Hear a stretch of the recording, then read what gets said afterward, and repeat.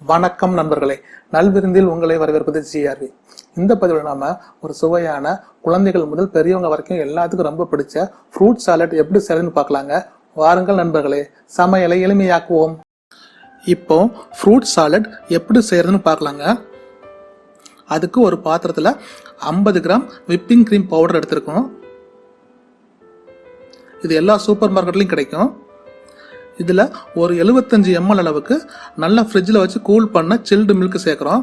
பால் ரொம்ப சில்லுன்னு இருக்கணும், அப்போ தான் க்ரீம் நல்லா வரும்.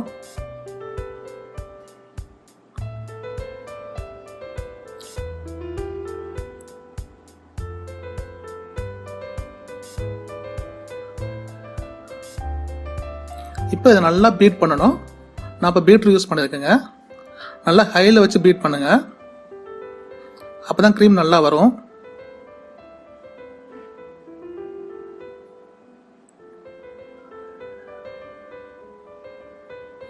பாருங்க, கொஞ்ச நேரத்திலே கட்டி ஆகுது பாருங்க. இது நல்லா சைனிங்கா வரும்.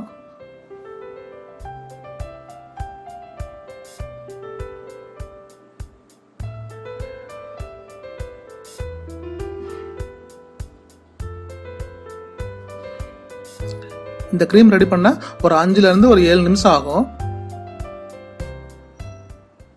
பாருங்க, நல்லா சைனிங்கா வருது பாருங்க. அதே நேரம் நல்லா திக்காவும் வரும்.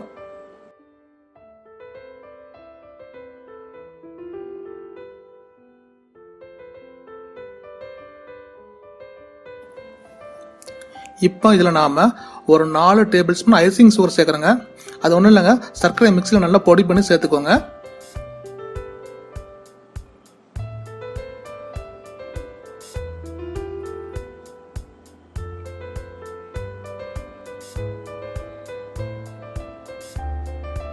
இப்போ இதையும் நல்லா பீட் பண்ணணும். சர்க்கரை ஃபுல்லாக கரைஞ்சிடணும் நல்லா. அதில்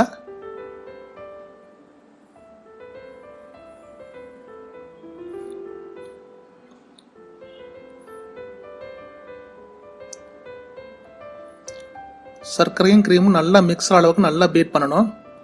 பாருங்க, எல்லாம் மிக்ஸ் ஆயிடுச்சு. அதனால நல்லா சைனிங்கா வருது பாருங்க.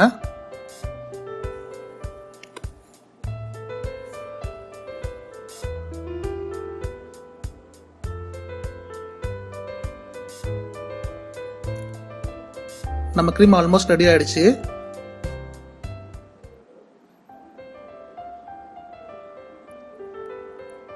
க்ரீம் உங்களுக்கு பார்த்தாலே தெரியும், நல்லா சைனிங்கா வரும். அது வரைக்கும் நல்லா ஸ்பீடில் பீட் பண்ணணும்.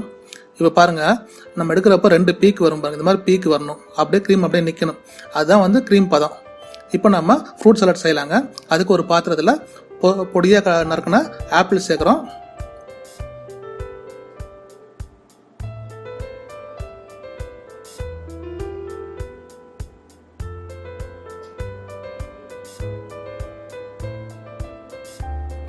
ஆப்பிள் தோலை சீவி பொடியாக நறுக்கிக்கோங்க. இப்போ அதே மாதிரி பொடியாக கட் பண்ணால் மேங்கோ சேர்க்குறோம். அதே மாதிரி மாம்பழத்தையும் தோல் சீவிட்டு பொடியாக நறுக்கி வச்சுக்கோங்க, அதை சேர்க்குறோம்.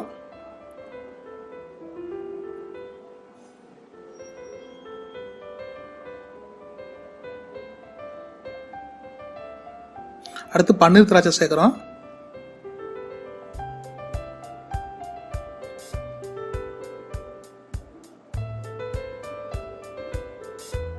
அடுத்து மாதுளை சேர்க்குறோம்.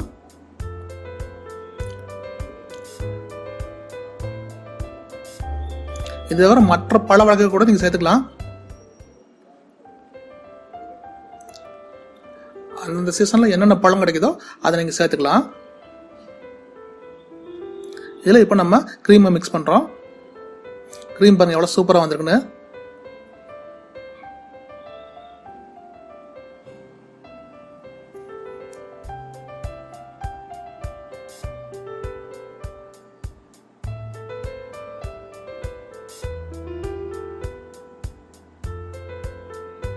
இப்போ இதில் மிக்சியில் நல்லா அடித்த மாம்பழக்கூழ் சேர்க்குறோம்.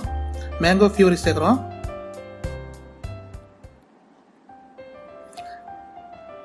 இந்த மேங்கோ பியூரி ஒன்றுமே இல்லைங்க, நம்ம மாம்பழத்தை மிக்சியில் போட்டு ஒரு 2 ஸ்பூன் சர்க்கரை போட்டு நல்லா அடித்து வச்சுருக்கோம். அதாவது இந்த மேங்கோ பியூரி. இதில் ஒரு 4 ஸ்பூன் சேர்த்துக்கிறோம். இப்போ எல்லாமே நல்லா மிக்ஸ் பண்ணுங்கள்.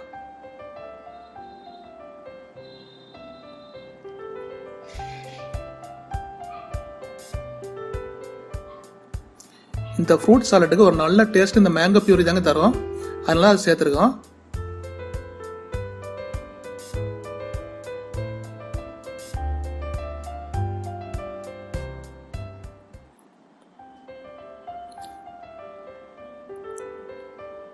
பொறுமையாக மிக்ஸ் பண்ணுங்க, ஒரே டைரக்ஷன்லேயும் மிக்ஸ் பண்ணுங்க.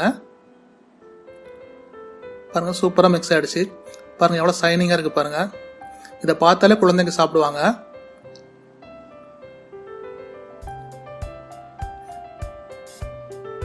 பாருங்க எவ்வளோ ஸ்டிக்கியாக க்ரீமியாக இருக்குது பாருங்க. இது சாப்பிடும் சூப்பராக இருக்கும். இப்போ இதை நம்ம அரேஞ்ச் பண்ணிடலாம்.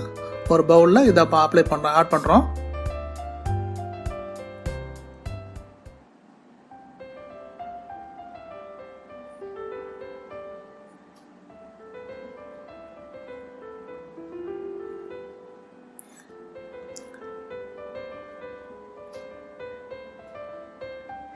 பாருங்க பார்க்கவே எவ்வளோ சூப்பராக இருக்குங்க.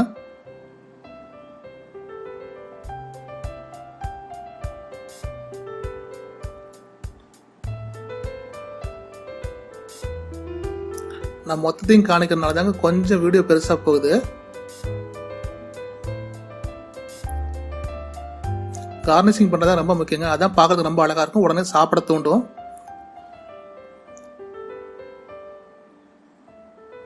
இப்போ இது மேலே நம்ம அந்த பழங்களை வச்சு கார்னிஷ் பண்ணுறோம். ஃபஸ்ட்டு அந்த மேங்கோ பியூரி சேர்த்து லைட்டாக மிக்ஸ் பண்ணி விடுங்க. அதில் நான் 2 ஸ்பூன் மேங்கோ பியூரி சேர்த்துருக்கேன். அப்படியே லைட்டாக மிக்ஸ் பண்ணி விடுங்க. நல்லா கலந்து விட்டுறக்கூடாது, அந்த பியூரி அப்படியே லைட்டாக தெரியணும்.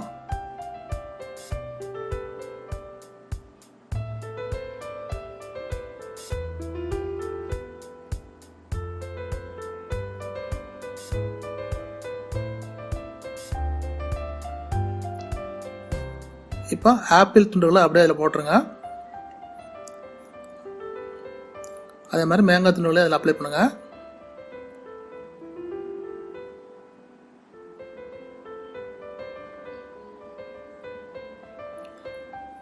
கொஞ்சமாக மாதுளை சேர்த்துக்கோங்க. அதுக்கு மேலே பன்னீர் திராட்சையை வச்சு கார்னிஷ் பண்ணிடலாம். பாருங்க பார்க்கவே சூப்பராக இருக்கும், டேஸ்ட் அதோட அருமையாக இருக்கும்.